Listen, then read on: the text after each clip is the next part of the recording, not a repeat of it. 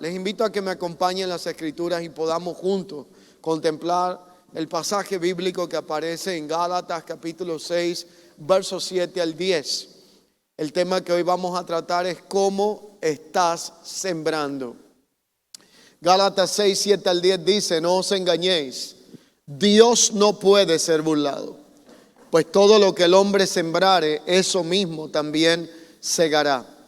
El que siembra para su carne, de la carne segará corrupción. El que siembra para el Espíritu, del Espíritu segará vida eterna. No nos cansemos pues de hacer el bien, porque a su tiempo segaremos si no desmayamos. Así que según tengamos oportunidad, hagamos bien a todos, y mayormente a los de la familia en la fe. Voy a repetir esta declaración: no os engañéis, Dios no puede ser burlado, pues todo lo que el hombre sembrare, eso mismo segará. El que siembra para su carne, ¿qué va a cosechar de la carne? Corrupción. Y el que siembra para el Espíritu, ¿qué va a cosechar del Espíritu? Vida eterna. ¿Cómo estamos sembrando? Dile a alguien, por favor, yo no sé tú, pero yo quiero saber si estoy sembrando de la forma correcta. ¿Cómo estamos sembrando? Hay un planteamiento que hace esta escritura con uno de los oficios más antiguos, o una de las de los modos de sobrevivencia más antiguos que existe. Tiene que ver con la agricultura. Es un principio tomado de la siembra, la cosecha, y que creo que usted no tiene que ser de una zona rural o de un campo para poder entender los aspectos básicos que esto conlleva. Este principio es establecido desde el libro de Génesis hasta el final en la Escritura. Hace mención y énfasis de diferentes formas. Por ejemplo, el primer ejemplo escritural que vemos es cuando Caín y Abel vienen delante del Señor y se presentan, uno productor de ganado y el otro era quien cultivaba la tierra. Dice que ellos vinieron como resultado de su cosecha a presentar a Dios lo que ellos habían logrado obtener de lo que habían sembrado, sobre todo uno de ellos. Dios vio su corazón, luego vio el fruto de su cosecha y de su cría de ganado.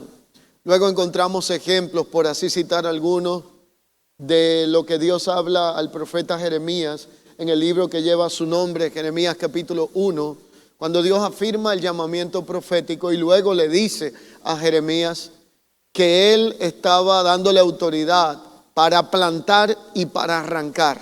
Está hablando de dos aspectos fundamentales relacionados a la siembra y a la cosecha, dentro de otros aspectos que allí trata con Jeremías como profeta. Jesús es el ejemplo máximo. En un momento determinado él habla de la parábola del sembrador, de cómo el sembrador salió a sembrar la buena semilla, pero encontró varios tipos de terreno: uno fértil, de buena tierra; uno pedregoso, en donde la semilla encontraba un espacio, pero luego no tenía profundidad de raíz por la misma condición. Habla de diferentes terrenos, diferentes resultados. En algún momento determinado, la Escritura plantea lo que es el trigo y la cizaña. El trigo y la cizaña parecidos en una etapa, y luego cómo se define el uno del otro. Jesús hace énfasis a sus discípulos de la importancia de entender todas estas realidades que vienen de un modelo físico, pero tienen una repercusión espiritual. De hecho, el trigo y la cizaña se parecen mucho. La única diferencia es que el trigo fructifica y la cizaña no. Pero dos espigas son similares, se confunden en un tiempo determinado. Cuando llegue el tiempo de la cosecha o de la siega, como dice la Escritura, entonces el trigo se diferencia de la cizaña, porque el trigo fructifica y como la espiga es una espiga débil, el fruto hace que el trigo se doble, mientras que la cizaña queda todo el tiempo erguida. Una representación y tipología de aquel que da frutos y manifiesta características de fructificación, de humildad, a aquel que solamente es gobernado por la arrogancia, la vanidad y nunca puede fructificar. La Biblia habla de cómo en el tiempo del fin, dice que antes de la venida o retorno inminente de Cristo a la tierra para los que creemos en Él, pues entonces habrá una realidad que sucederá. Dice que viene un tiempo de una gran siega y una gran cosecha. Será separado el trigo de la cizaña. Una hoz, que es un instrumento, una herramienta que se usa en los lugares donde se recoge la paja para alimentar animales o para aumentar el fuego o alimentar el fuego en un lugar determinado. Esa hoz será colocada. Entonces todo lo que es cizaña será arrancado y lo que es trigo será preservado.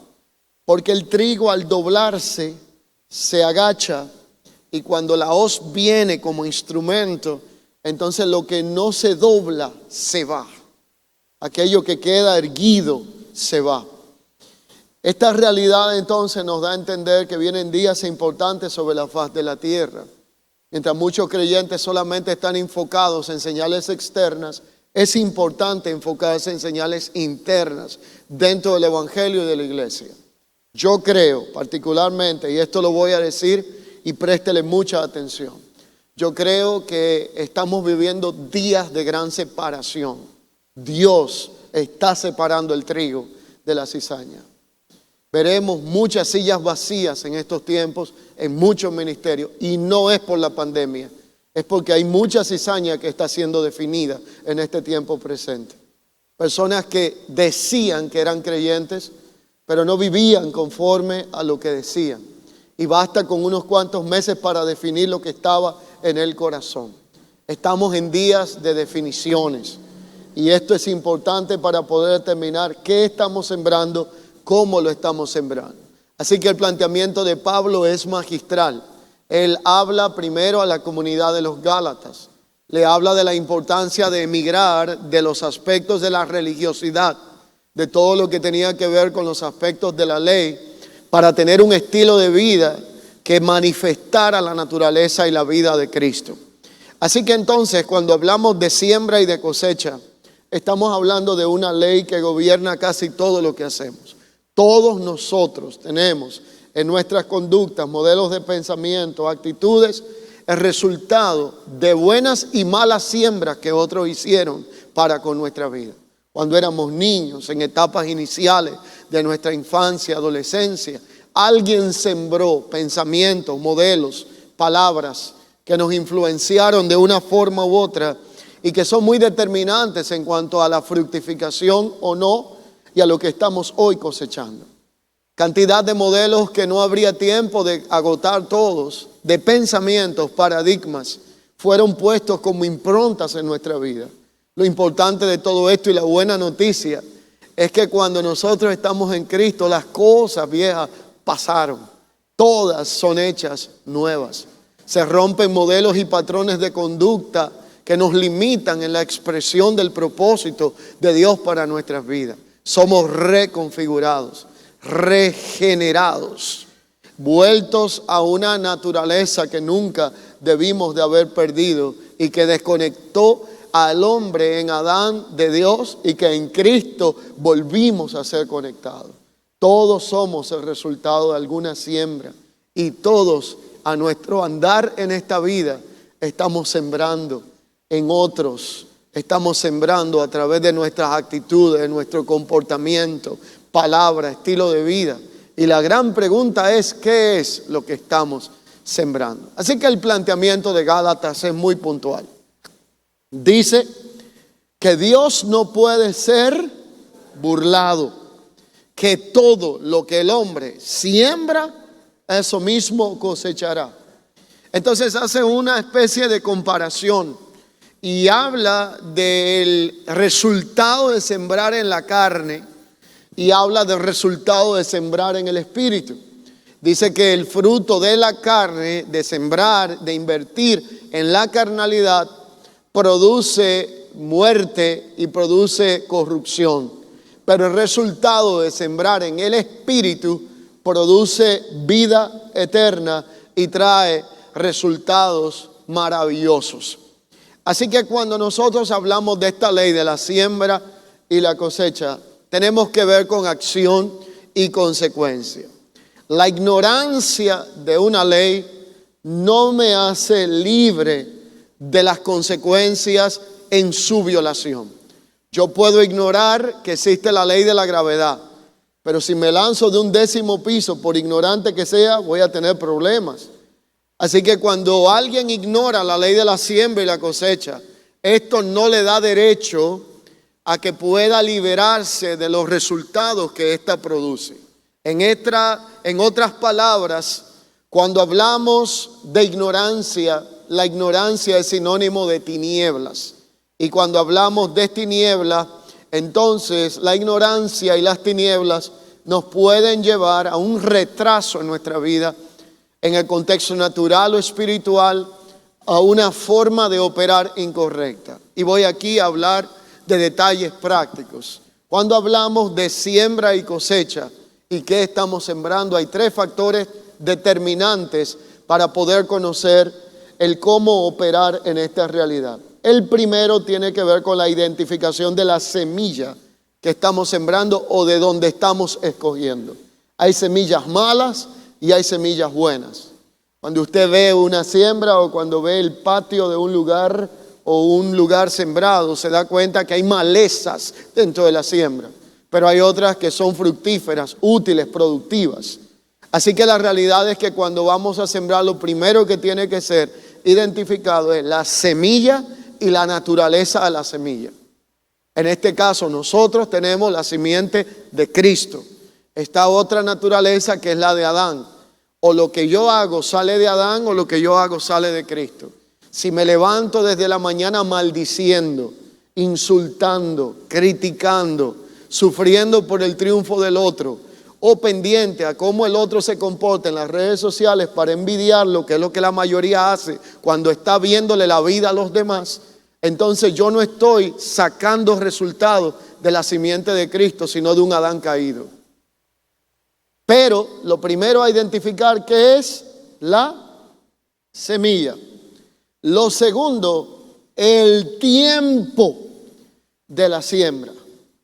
Por lo cual implica que cada estación es determinante para poder operar en cada semilla. Hay semillas y siembras de cualquier tipo de fruto que en alguna estación, aunque la semilla sea correcta, si se siembra en la estación incorrecta, entonces no producirá el resultado que debe de haber.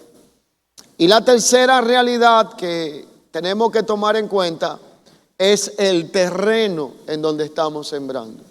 El terreno es determinante porque el terreno va a determinar la fructificación. Si usted tiene una semilla de un fruto, hasta alimenticio, lo que sea, usted la siembra en piedras, usted no va a tener fruto, en poco tiempo se secará. Si la siembra en un terreno fértil, producirá buenos resultados. Todo lo que nosotros hacemos, toda acción que representa una siembra, tiene que ir bajo el discernimiento de estas 3 verdades. Número 1, la naturaleza de la semilla. Número 2, el tiempo o estación en que estamos sembrando. Y número 3, el terreno en donde estamos colocando lo valioso.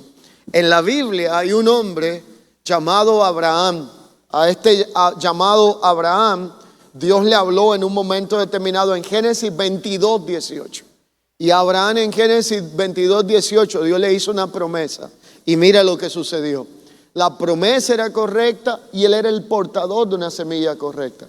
Y Dios le dijo, en tu semilla, en tu simiente, serán benditas todas las naciones de la tierra. Pero Abraham tomó la palabra, la simiente, la semilla correcta, pero cometió un grave error. Y es que colocó la simiente correcta en un terreno incorrecto llamado Agar.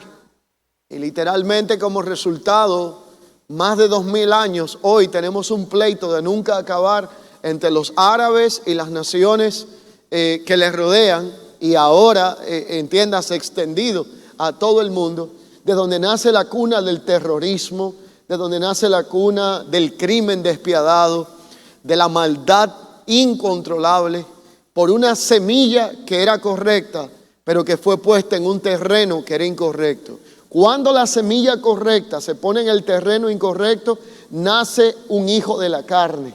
Y cuando la semilla correcta se pone en el terreno correcto, nace un fruto del Espíritu. Por eso la Biblia dice que hay que cuidarse de no sembrar para la carne. Y hay que cuidarse de poder sembrar para aspectos del Espíritu. Así que la realidad es que las leyes espirituales siempre tendrán dos principios gobernantes.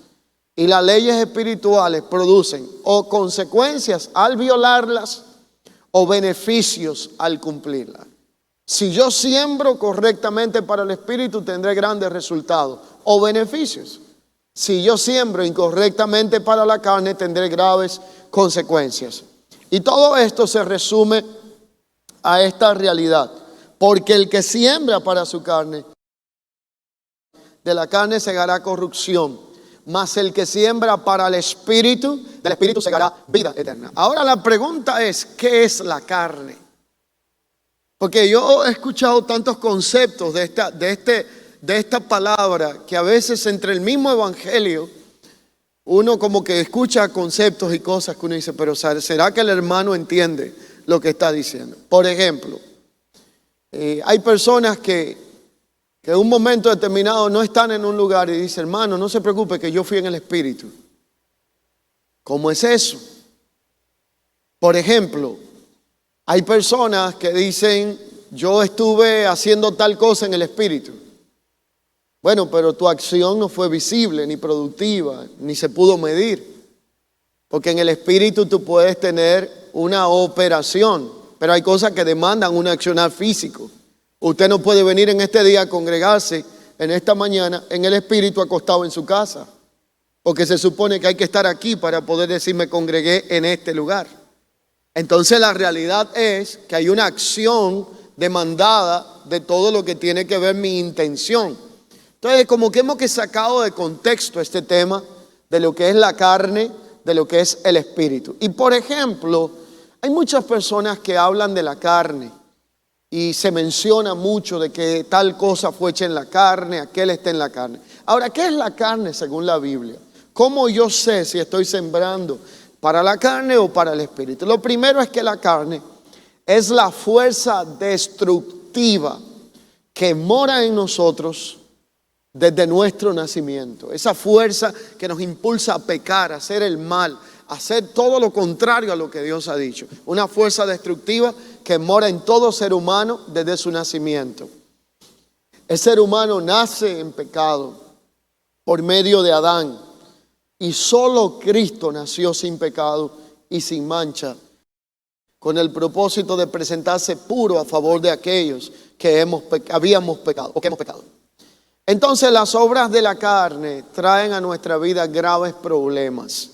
Por ejemplo, cuando nosotros sembramos para la carne, el resultado primero es que nuestra comunión con Dios estará muerta. Número 2, si sembramos para la carne, nuestra relación o vínculo con nuestros prójimos siempre tendrán problemas.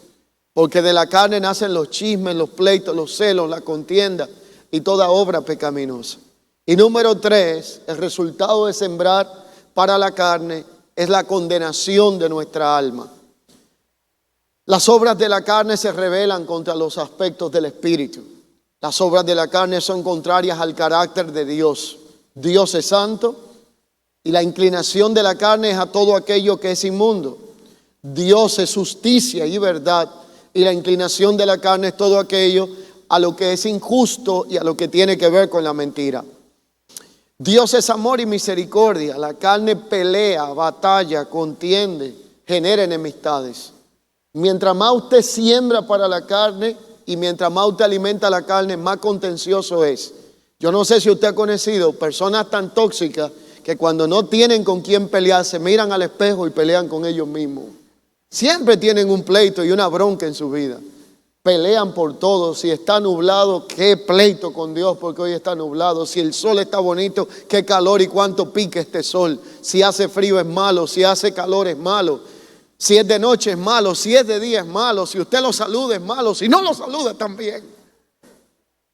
Yo particularmente tengo un conflicto. Yo amo a las personas, les sirvo. Cuando me entero que alguien tiene un problema, estoy ahí. Yo no soy de los pastores que cada vez que usted falta un domingo y me doy cuenta, créame, le está llamando a ver por qué no vino. Porque he vivido malas experiencias. Hay gente que si no la llama es malo. Y si la llama también es malo porque le está controlando la vida. ¿Quién entiende al ser humano? Cuando tú eres gobernado por la carnalidad, en vez de engendrar valoración, honra a otro, lo que engendra es contienda, pleitos, inconformidades. La carne para nada aprovecha, produce muerte, te desconecta de la vida del Espíritu, de la comunión con Dios y de tus hermanos, porque siempre te pone a ver cosas donde no las hay, mientras que Dios es amor y misericordia. Y la Biblia dice que las obras de la carne se manifiestan como una naturaleza pecaminosa. Son claramente reveladas. Ellas son idolatría, hechicería. Se rebelan contra Dios, contra su imagen, su carácter. La carne no agrada a Dios, es egoísta, contiende, busca más lo suyo que el bien del otro. Promueve machismo, feminismo, materialismo, humanismo, ateísmo, homosexualidad. Todo lo que le hace daño al prójimo es producido por la carnalidad. Se manifiesta en contra del propósito de Dios. La carne produce cantidad de situaciones que cuando usted siembra para la carne, se queda en una posición vulnerable, y cuando se presenta la oferta de la tentación, usted cree que le están dando un baratillo que debe de aprovechar. Yo no estoy diciendo que no somos tentados, todos lo somos. Yo lo soy, lo he sido en momentos críticos de mi vida, en donde la tentación ha sido tan grande que le he pedido a Dios fortaleza. Pero ¿cuál es la realidad? Que usted puede estar frente al pecado, a la mayor oferta de perdición, y si usted ha alimentado el Espíritu, usted podrá decirle no a eso por causa de la fortaleza del Cristo que habita dentro de usted. Pero si usted lo que vive alimentando la carne el día entero, cuando llega la hora de la tentación y la prueba, usted se irá con toda la fuerza y la sed a atender esto, porque usted está siendo alimentado por algo o está sembrando en algo que producirá destrucción. Por eso Gálatas 5:16 habla de las obras de la carne y las obras del Espíritu. Lo que yo alimento es aquello que vive, y lo que no alimento lo desnutro y tarde o temprano muere. La carnalidad muere en la vida de alguien que no alimenta esa realidad. La vida del Espíritu muere en alguien que no alimenta lo espiritual. La carne busca el pecado, adulterio, fornicación, inmundicia, lascivia, borrachera, orgías. Y entonces el pecado nos hace esclavos, declara la Escritura.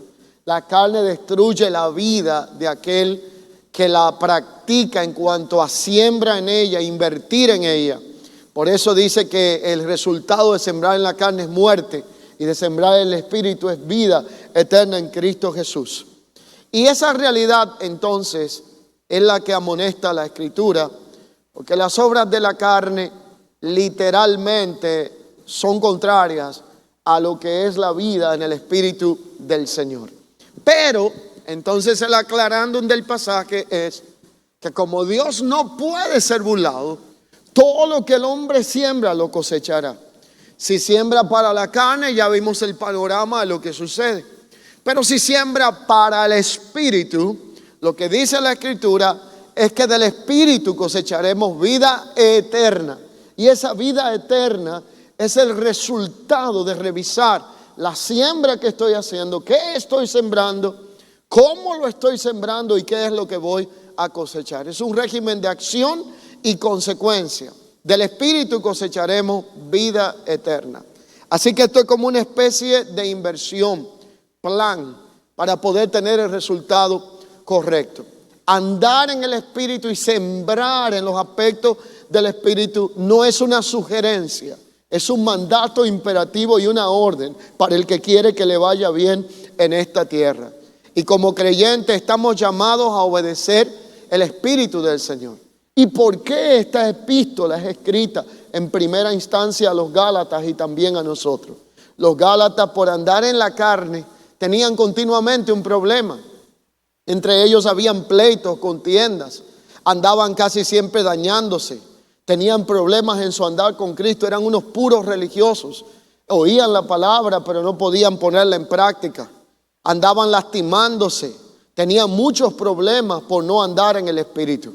Y Pablo les ordenó que anduviesen en el Espíritu, así que dejando de andar en la carne era la única forma de andar en el Espíritu, dejando de confiar en la carne para poder confiar más en los asuntos del Espíritu. Y este tiempo que usted y yo estamos viviendo, Dios ha permitido muchas cosas para que nosotros dejemos de confiar en el brazo humano.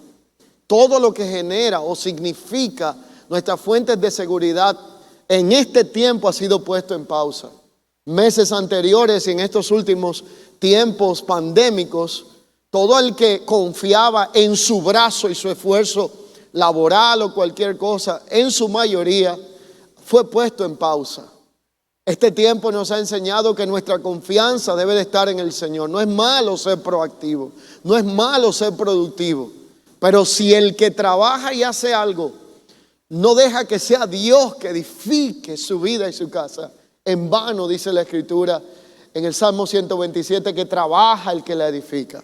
Hay que aprender a hacer una cosa sin dejar la otra.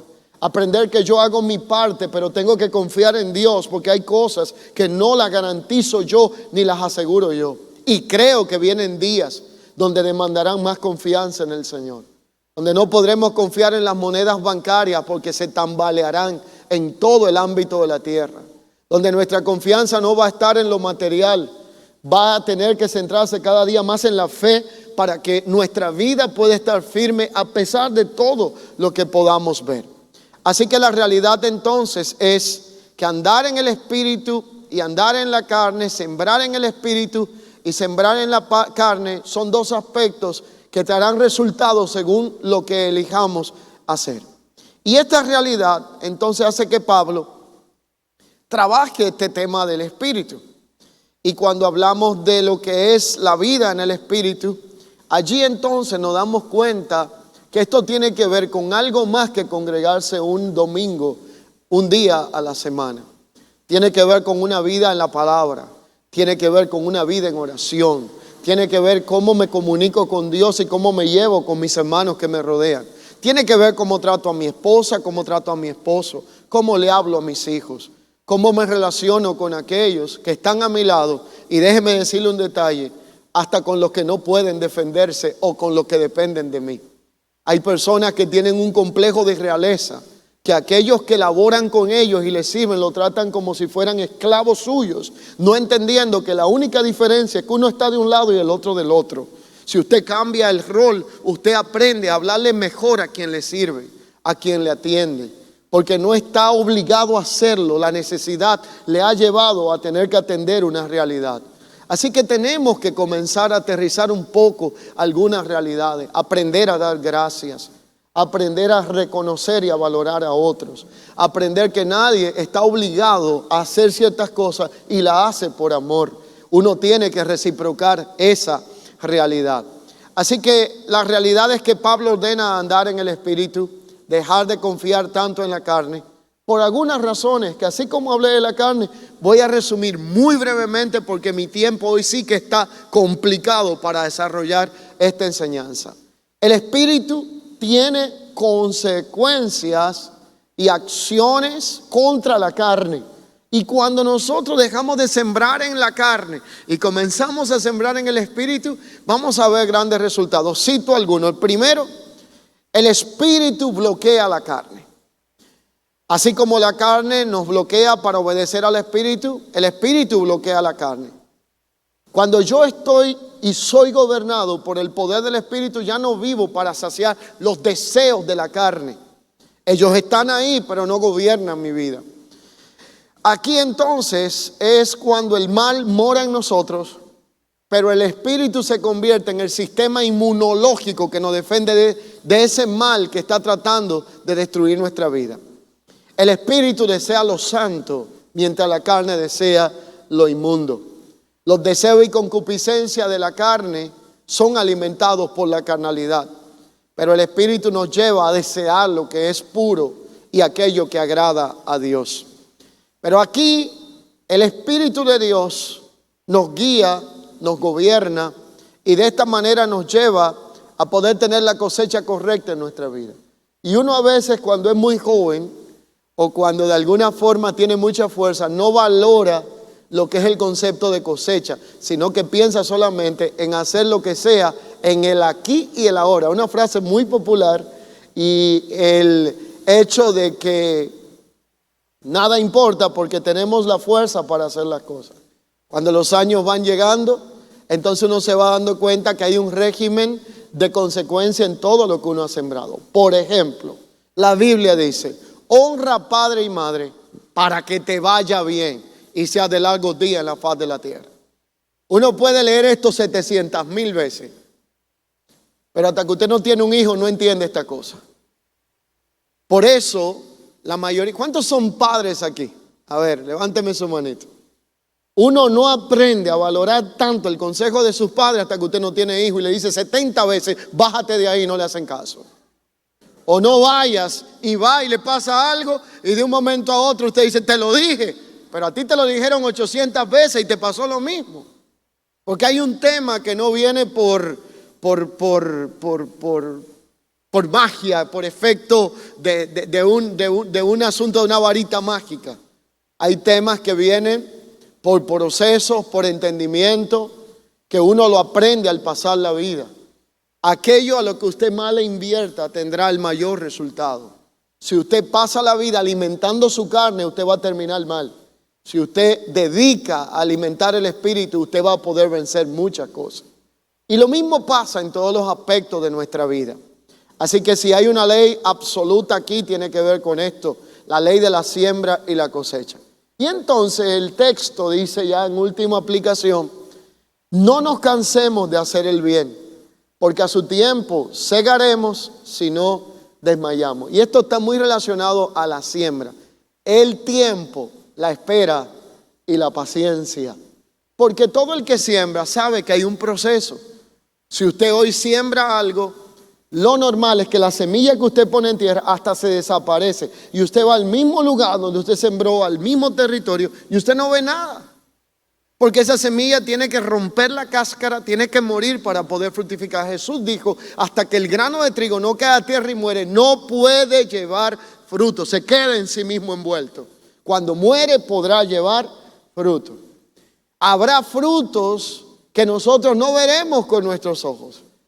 Habrán inversiones que nosotros haremos de vida, de esfuerzo y de tiempo, que si usted espera verla ahora, por favor, no quiero decepcionarle, pero no la va a ver. Pero sus hijos, nietos y generaciones dirá, este es el resultado de lo que papá y mamá creyeron. ¿Cuántos entienden de lo que yo estoy hablando? Y aparecerán algunos egoístas que dirán, pastor, entonces esto no está bien. Porque si yo no voy a ver el fruto de lo que sembré, esto no está bien. ¿Y cuántas cosas usted está cosechando que no las sembró usted? Entonces vamos a ser justos. A otros tiene que tocarle el resultado de nuestros esfuerzos.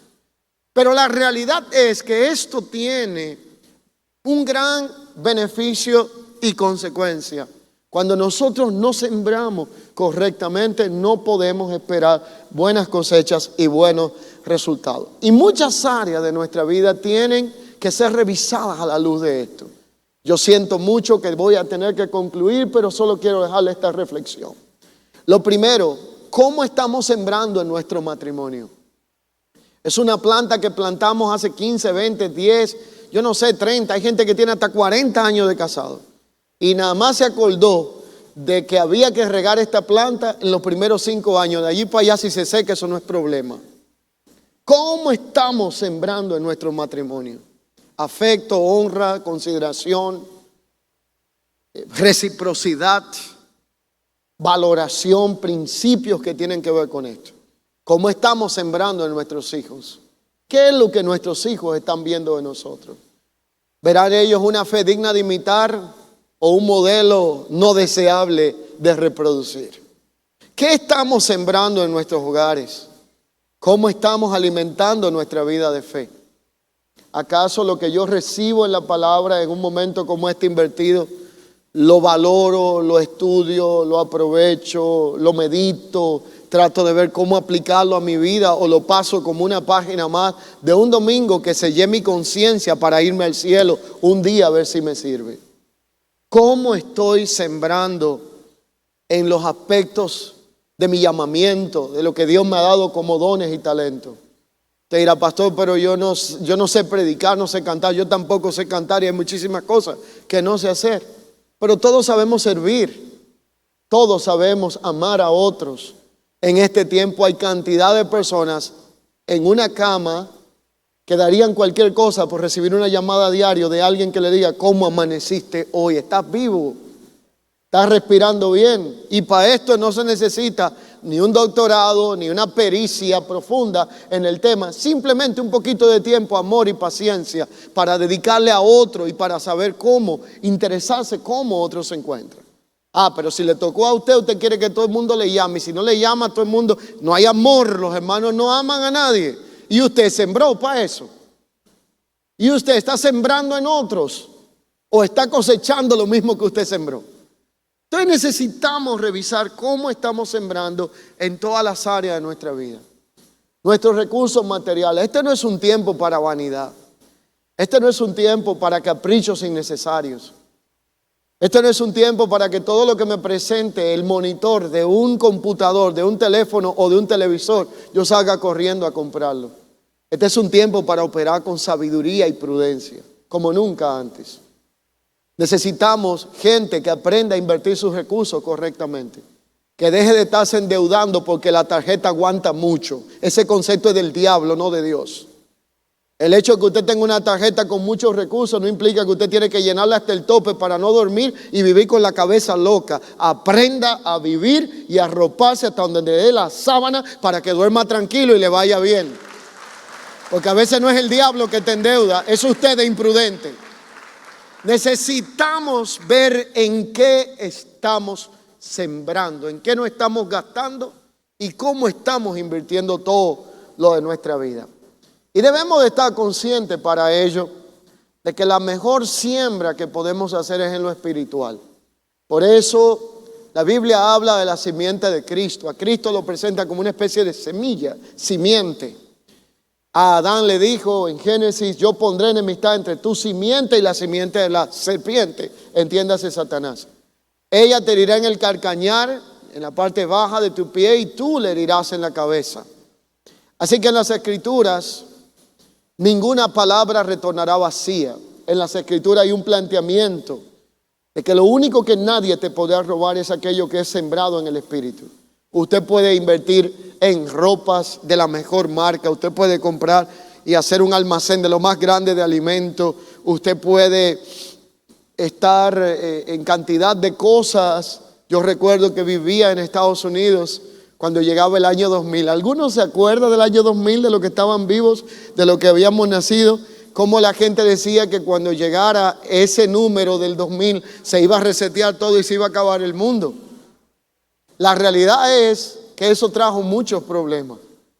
Hubo personas que llenó almacenes completos de comida que después no sabía qué hacer con ella porque entendía que a las 12 de la noche del 1999 se iba a acabar todo y las computadoras se iban a poner locas, y los mismos que en ese tiempo promovieron miedo ahora están promoviendo también otras cosas, porque hay gente que vive del miedo al otro y de las teorías de conspiración. No voy a entrar en detalles, pero hay gente adicta a esos disparates que hay ahí. Así que la realidad es que en medio de todo esto, muchas personas se afianzaron en lo que tenían. Otros terminaron decepcionados. Otros entendieron que no todo se terminaba allí. La vida tiene que ver mucho con lo que nosotros sembramos. Si usted siembra para el Espíritu y su corazón está lleno de fe, usted tendrá confianza en el Señor. Y este tiempo es un tiempo donde debemos de invertir y sembrar en el Espíritu, oración, palabra y todo lo necesario. ¿Usted sabe por qué? El vestido se puede acabar. Los alimentos pueden escasear. Usted puede tener todos los recursos que quiere en el banco y mañana decirle que las cuentas están frisadas todas, paralizadas, como en muchos países está sucediendo. Y puede haber incluso una realidad cibernética que deja a todo el mundo en cero en un reinicio. No se me asuste, pero este es el mundo en el que usted y yo vivimos. Pero lo que nadie puede robarle a usted es la palabra de Dios que está implantada en el Espíritu. Y allí es donde Mateo 4 dice, porque escrito está que no solo de pan vivirá el hombre, sino de toda palabra que sale de la boca de Dios. Y esto lo entiende gente que ha sido y ha estado frente a un diagnóstico médico no favorable. Cuando el médico dice, para ti no hay esperanza, no hay medicamento, Dios te recuerda una palabra que te dio y te devuelve la confianza para saber que cuando el hombre dice no, allí Dios puede hacer algo. Esto va para gente que ha vivido crisis grandes de matrimonio y de familia. El psicólogo, el psiquiatra, el consejero te dice, aquí no hay esperanza, esto se terminó. Pero tú te acuerdas que Dios un día te dio una palabra y te levantas y crees lo que Dios te dijo y siembras en el Espíritu, entendiendo que lo que Dios dijo prevalecerá por lo que ven tus ojos y circunstancias. Y te lo pueden quitar todo del lado, pero nadie te puede arrancar la palabra que está allí dentro, sembrada en tu espíritu y que produce el fruto en el tiempo correcto. Y qué pensar de los hijos que criamos en el temor del Señor, que le enseñamos la palabra, que lo traímos a todas las clases bíblicas y un día decidieron por su cuenta irse y vivir, como dice Lucas 15, perdidos en este mundo. Y la gente dice, ya no hay esperanza, ya no hay solución. Pero la Biblia dice, instruye al niño en su camino y cuando fuere viejo no se apartará de él. Aunque esté en los lugares más recónditos, pise lo más bajo del infierno, allí Dios le acordará una palabra que fue dada sobre su vida. Y entonces ese que estaba como muerto volverá a la vida. Y tú sabes bien que lo que sembraste allí dará su fruto en su tiempo. ¿Y qué pasa cuando tu economía colapsa? Cuando lo que sabes hacer ahora no funciona porque el tiempo cambió y hay que reinventarse y hay que innovar y no todo el mundo lo ha logrado. Y tú dices, bueno, las cosas no están bien, pero hasta ahora tengo abrigo, techo, sustento. Todo lo que me ha faltado, Dios lo ha suplido, porque no dependo solo de este sistema llamado mundo, ni de Mamón, el Dios de la riqueza. Dependo de Dios, he invertido mi vida en Dios, todo lo que tengo en Él. Y todo lo que el hombre sembrar, eso mismo segará. Entonces implica que aprendo que hay resultados cuando siembro, no solo para lo de la carne, sino para la vida del Espíritu. Tengo que terminar.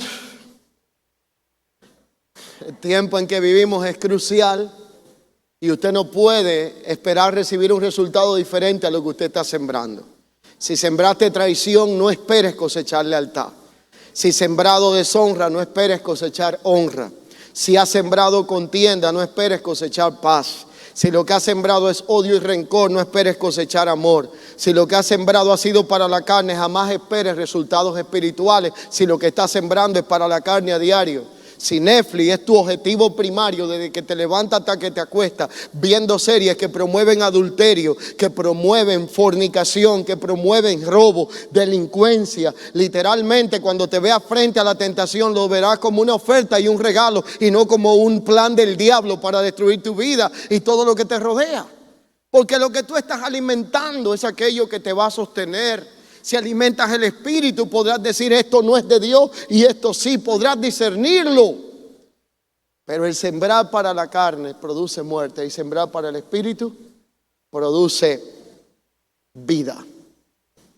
Tanto la semilla como el terreno serán determinantes para poder recibir la correcta fructificación en el tiempo señalado por el Señor. Y quiero darles un detalle. Y quiero su absoluta atención. Si es de lo que toma nota, escríbalo en el teléfono, donde usted quiera. Y no aproveche para mandar un mensajito, que eso es fraude. Simplemente escriba ahí lo que le voy a decir. He aprendido un principio y tengo una regla de oro en mi vida que me ha liberado de muchas emisiones de juicios injustos. El principio que practico se lo voy a dar en esta hora. Tómelo con mucha atención y le irá bien. He aprendido que no critico la cosecha de nadie a quien yo desconozca cómo fue su siembra. Porque a veces nosotros juzgamos a otro por lo que vemos y no sabemos lo que ha pasado y padecido para llegar donde está. Usted quiere ser justo en sus juicios hacia otros de valores, aprenda a no juzgar cosechas ignorando las siembras, porque todo lo que el hombre sembrare, eso segará. Y lo justo es que si usted siembra para Dios, usted cosecha de Dios su vida misma y todo lo demás por añadidura. Ahora bien, les dejo con este pensamiento. Todo el que siembra lo hace con esperanza. Y si usted no siembra con esperanza, mejor ni siembre nada, ni tiempo, ni vida, ni inversión de nada. Porque la esperanza es aquella que nos da la fortaleza para poder esperar sin desesperarnos en el proceso. Si usted lo va a hacer, si usted va a sembrar en el Espíritu, si usted va a alimentar la vida del Espíritu, hágalo con la seguridad de que Dios es justo, fiel, galardonador de aquellos que le buscan y le temen. Y el Salmo 126, verso 5 es la reflexión que le quiero dejar en este día en manera de conclusión. El salmista en este salmo gradual le habla a los que estuvieron deportados de su tierra, estuvieron cohibidos de todo lo que era su deleite, y cuando volvían de la deportación, entonces le dijo en el Salmo 126, 5, lo que le citaré es solo un verso de varios que le insto a leer. Dice: lo que sembraron con lágrimas, con regocijo lo cosecharán. Y aquí usted no me levante la mano ni me dé una explicación de dónde está, porque quizás no podemos interactuar ahora. Pero yo estoy casi seguro que aquí hay gente que ha sembrado con muchas lágrimas, que ha invertido su vida, su tiempo, que ha servido a otros, que ha creído contra lo que sus ojos ven y se ha mantenido firme a pesar de ofertas que han venido a su vida para no fallar a Dios, para no transar lo que Dios le ha confiado. Yo no sé cuáles han sido tus lágrimas, yo conozco las mías. Cada quien sabe hasta dónde ha tenido que llorar. Cada quien sabe cuán alto o barato ha sido el precio para mantenerte firme, aún ante muchas realidades y ofertas que nos rodean a diario. Pero yo lo que sí conozco es una promesa que no falla. Es esa que dice: lo que tú has sembrado con lágrimas, Dios te garantiza que lo cosecharás con gozo. No sé cuántas lágrimas has sembrado y has seguido firme, amando a tus hijos a pesar de lo que te han hecho. No sé cuántas lágrimas has sembrado en tu matrimonio, en tus relaciones, cuando otros te han fallado, decepcionado, no te lo merecías, pero has seguido firme creyendo que Dios puede cambiar y transformar a otros. Yo tengo hoy para decirte que no hay una sola lágrima delante de Dios que se quede sin recompensa. Lo que has sembrado con lágrimas, Dios es fiel en recompensarlo con gozo cuando lo has hecho por la convicción correcta y has sembrado conforme al Espíritu del Señor. Toda siembra, sea física o espiritual, implica trabajo, sudor, dolor, tiempo de espera. Pero las verdaderas siembras que se hacen cuando entendemos el propósito de Dios cuestan lágrimas. Existen lágrimas de sufrimiento, existen lágrimas de soledad, de angustia, de decepción. Pero todas ellas no se comparan con las lágrimas de la alegría que produce cuando pasa el tiempo y ves el resultado de haber creído al Señor, de haberte mantenido fiel y firme en aquello en que pusiste tu confianza. Hay una palabra en la Escritura que dice que la mujer cuando da luz llora de dolor. Y luego que tiene la criatura en sus manos, entonces llora otra vez, pero es de ver el fruto de su dolor y lo que salió de su vientre. Yo le hablo a gente en esta hora que está al alcance de esta palabra, que ha cargado por años, no por 9 veces, por años, el embarazo de algo que Dios le dijo un día y no lo ha visto manifestado. Ha llorado lágrimas amargas, ha sentido el dolor del alumbramiento. Pero yo te aseguro en esta hora que si te mantienes creyendo y confiando en el Señor, las lágrimas de victoria cuando veas el resultado de tu aflicción serán tan grandes que te olvidarás de todo el dolor que viviste en el proceso.